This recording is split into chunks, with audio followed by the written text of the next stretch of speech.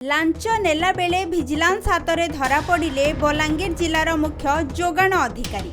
जड़े rice millers ठारू 50,000 टंका लांच नेबा बेले भिजिलांस हाथ में जड़े जोगाण अधिकारी गिरफ होइछंती। गिरफ होइतिबा जोगाण अधिकारी हेउछंती प्रभाकर पात्र।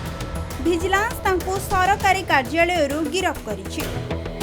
सूचना अनुसार पूर्वर पड़ी रहितिबा जड़े राइस मिलर्स का बिल काम शीघ्र शेष करी नूतन ऑर्डर लगाइबाकू उक्त राइस मिलर्स ठारू 50,000 टंका लांच मागिथिले जोगाण अधिकारी प्रभाकर पात्र।